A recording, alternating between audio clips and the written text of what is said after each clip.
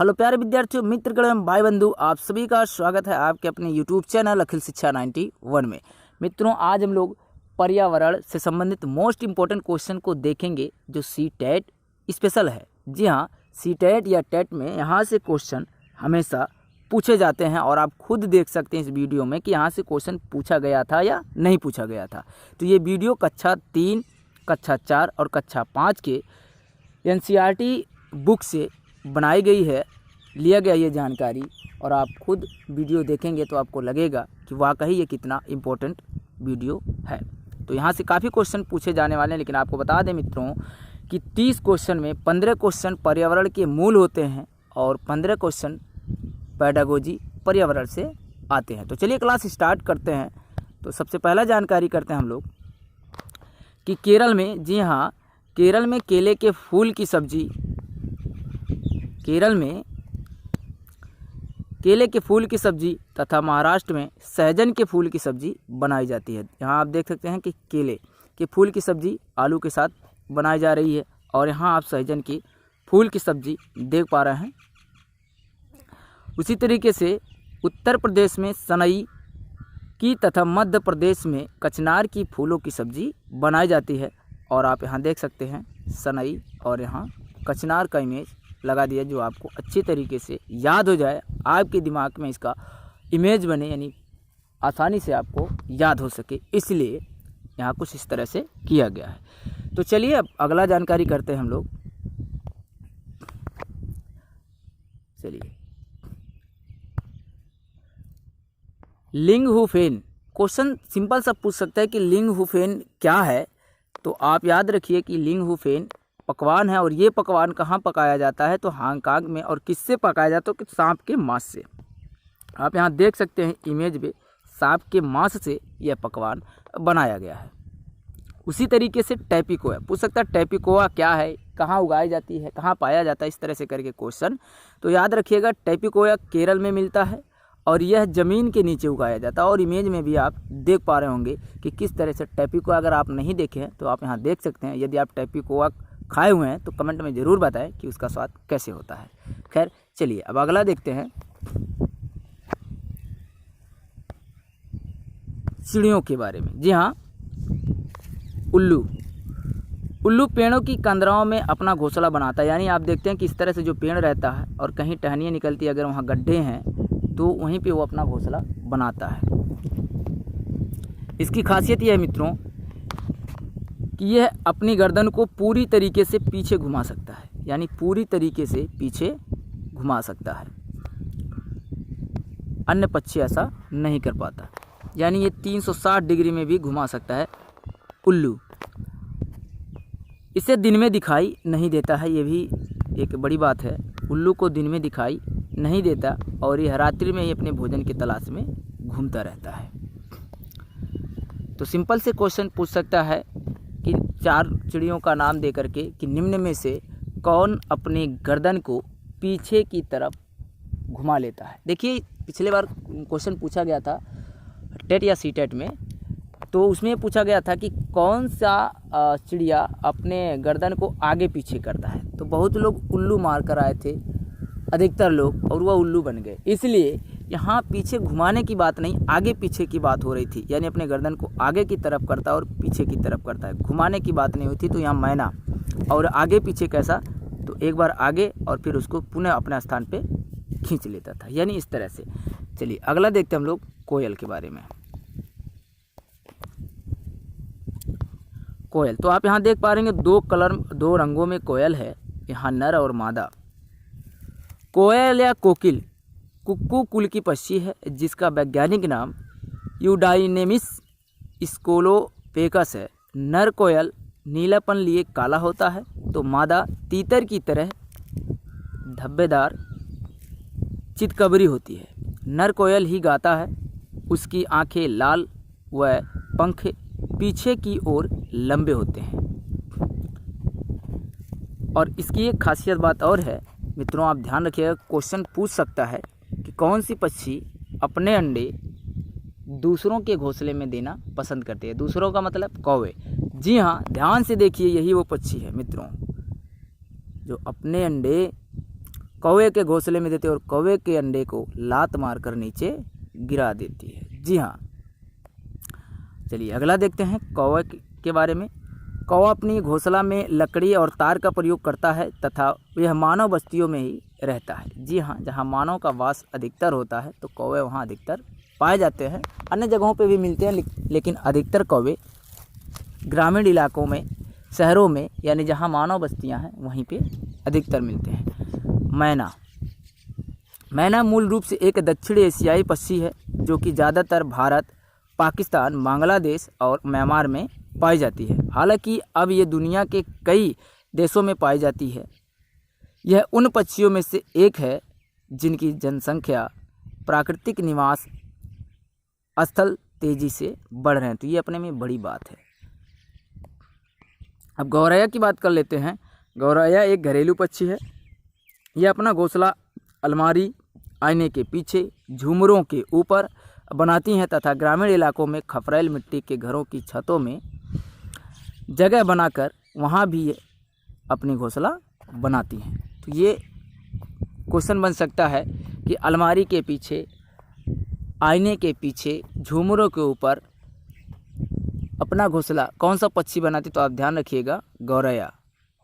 और गौरैया दिवस भी मनाया जाता है। कब मनाया जाता है, तो 20 मार्च को आप याद रखिएगा। चलिए अगला देखते हैं हम लोग हाथी के बारे में। जी हाँ, एक हाथी एक दिन में 100 से ज़्यादा किलोग्राम पत्ते व झाड़ियाँ खा लेता है। वह 2 से 4 घंटे ही सोता है, यानी बहुत कम सोता है। हाथियों के झुंड में हथनियाँ होती हैं, यानी एक झुंड में 10 से 12 हथनियाँ और बच्चे होते हैं। 10-12 साल ही झुंड में रहते हैं, बाद में वह अकेला रहना पसंद करते हैं। तो इसका मतलब ये मत समझिएगा कि 10-12 साल तक झुंड बनाते उसके बाद छोड़ दे, तो बाकी झुंड कहाँ से आता है। कहने का मतलब ये है कि जो बच्चे होते हैं, जो हाथी होते हैं, वो 10-12 साल के बाद झुंड से अलग होकर के, यानी इक्का दुक्का रहते हैं, यानी नर और मादा मिला करके 1-2 और बच्चे इसी तरह से रहते हैं और झुंड में नहीं रहते हैं।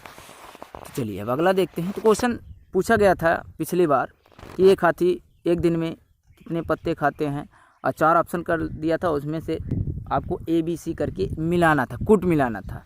तो आप ये पॉइंट याद रखिए, आसानी से कूट मिला सकते हैं। चलिए अगला देखते हैं।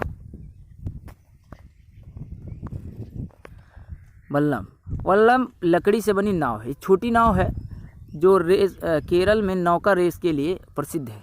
आप बागी देखे होंगे, तो बागी में भी उसका सीन दिया हुआ है और रेस का भी सीन दिखाया हुआ है, और एक गाने में भी है, कैला नीजे करके है टाइगर श्रॉफ के साथ। तो वहाँ भी ये नाव यानी वल्लम लकड़ी का नाव पर वो शूटिंग किया गया है। तो वहाँ से भी आप देख सकते हैं, समझ सकते हैं। अगला है जम्मू कश्मीर में देखिए चाय को कावा बोलते हैं। तो सिंपल सी क्वेश्चन बन सकती है भाई, क्वेश्चन पूछा जा सकता है कि जम्मू कश्मीर में चाय को क्या कहते हैं, तो कहवा कहते हैं। पूछ सकता है कहवा को जम्मू कश्मीर में क्या कहते हैं, तो चाय को क्या कहते हैं, सॉरी, तो कहवा बोलते हैं। या पूछ सकता है कि चाय को कहवा कहाँ बोला जाता है, तो जम्मू कश्मीर, यानी उल्टा सीधा किसी भी तरीके से करके पूछ सकता है। यहाँ की मेन खासियत यह है कि ये चाय में ये लोग बादाम डालकर पीते हैं और चाय गुलाबी कलर का होता, आप यहाँ से देख सकते हैं। तो चलिए अगला देखते हैं। मलयालम भाषा में देखिए, भाषा से भी क्वेश्चन आया था। चिटप्पन चाचा को बोला जाता है और कुजम्मा चाची को बोला जाता है।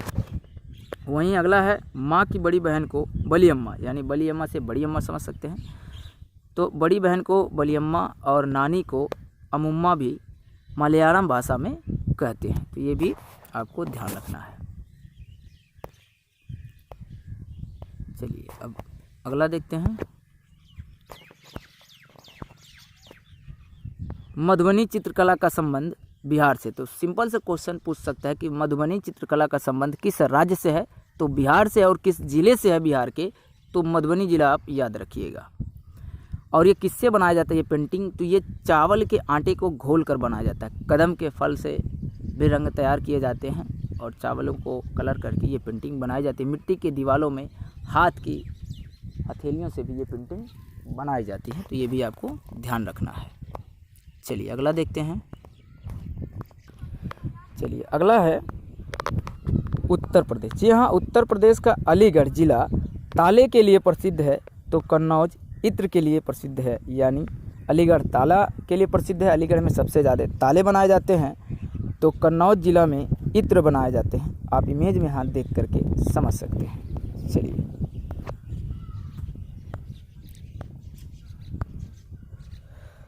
जानवरों के दांत। जी हाँ, गाय के आगे के दांत छोटे होते हैं, पत्तों को काटने के लिए, घास चबाने के लिए। पीछे के दांत चपटे और बड़े होते हैं, तो खासियत पूछ सकता है। और अगला है बिल्ली के दांत नुकीले होते हैं, जो मांस फाड़ने और काटने के काम आता है। चलिए उसी तरीके से अगला है सांप के दांत होते हैं, तो सांप के दांत होते तो नुकीले हैं, पर वह अपने शिकार को चबाकर नहीं खाता। तो ये खासियत है, यानी अपने शिकार को चबाकर नहीं खाता है, बल्कि पूरा निगल जाता है। तो आप डिस्कवरी वगैरह में आप देखे होंगे कि वो खाता नहीं बल्कि क्या करता है, निगलता है। अगला है गिलहरी। गिलहरी के दांत हमेशा बढ़ते रहते हैं। जी हाँ, ये हमेशा बढ़ते रहते हैं। दांतों से काटने और कुतरने के कारण इनके दांत घिसते रहते हैं, इसलिए वो सामान्य अवस्था में बने रहते हैं। चलिए अगला है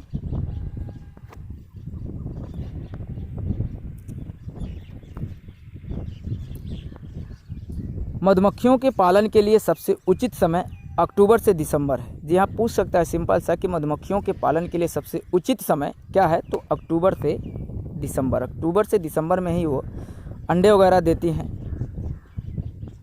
मधुमक्खी समूह में कार्य करते हैं, और उसी तरीके से देखिए दीमक, ततैया, चींटी भी इसी समूह में कार्य करते हैं। आप इमेज में देख सकते हैं इनका चित्र, ये कि दीमक किसे कहते हैं। ततैया आप सामान्य भाषा में समझ सकते हैं कि देहात में हाड़ी बोलते हैं इसको, और ये डंक मारते हैं तो काफ़ी लगता है। जो पीले वाला ततैया होते हैं इनका डंक काफ़ी जहरीला होता है, जब ये डंक मारते हैं तो शरीर सूज भी जाता है। चलिए अगला देखते हैं खेजड़ी। जी हाँ, खेजड़ी के पेड़ राजस्थान जोधपुर के खेजड़डाली गांव में मिलते हैं। यहाँ के लोग बिश्नोई कहलाते हैं। खासियत इसका है कि ये ज़्यादा पानी की ज़रूरत नहीं होती है इसे। इसकी छाल जो है वो दवा बनाने के काम आती है। लकड़ी में कीड़े नहीं लगते हैं। इस पेड़ की फलियों की सब्जी बनाई जाती है। देखिए ऐसे 3 ऑप्शन दे सकता है, और लास्ट में पूछ सकता है कि उपरोक्त सभी कि ज़्यादा पानी की ज़रूरत नहीं होती है। पूछ सकता है कि निम्न वृक्षों में ये खासियत है, तो पूछ सकता है नाम लिख देने के बाद कि ज़्यादा पानी की ज़रूरत नहीं, छाल दवा के काम आता है, लकड़ी में कीड़े नहीं लगते, या उपरोक्त सभी। तो आप यहाँ रखें कि खेजड़ी का ये तत्व है। पूछ सकते हैं खेजड़ी वृक्ष की खासियत ये है, तो आप उपरोक्त सभी लगा सकते हैं। तो इस तरह से क्वेश्चन बनाए जा सकते हैं। आप इमेज में भी देख पा रहे होंगे खेजड़ी के वृक्ष राजस्थान में पाए जाते हैं। चलिए अगला है असम। जी हाँ, असम राज्य में बाढ़ से बचने के लिए लकड़ी और बांस के खंभों पर 10 से 12 फीट ऊंची मकान बनाए जाते हैं, और मनाली में पत्थर और लकड़ी के मकान बनाए जाते हैं। तो दोनों पूछ सकता है, जगह आप याद रखिएगा। और यहाँ आप इमेज में भी देख पा रहे होंगे, यहाँ भी इमेज में देख पा रहे होंगे। उसी तरीके से आप देखिए राजस्थान में ग्रामीण इलाकों में मकान मिट्टी के मोटी दीवार व छत कटीली झाड़ियों से बनाए जाते हैं। तो आप यहाँ देख सकते हैं कितने सुंदर मिट्टी के मकान अब बनाए हैं ग्रामीण इलाकों में। चलिए अगला देखते हैं। ये बहुत इम्पोर्टेंट क्वेश्चन हो सकता है आपके पर्यावरण सेशन से।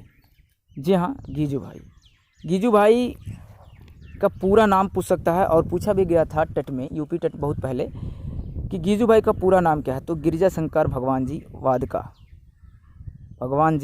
वादका है। देखिए थोड़ा सा यहाँ अलग हो गया है, तो आप समझिएगा, वादका था। इनका जन्म 15 नवंबर 1885 को चितलगांव गुजरात में हुआ था। गीजू भाई ने अनगिनत माता पिता को बाल स्वतंत्रता, बाल भक्ति की दीक्षा दी।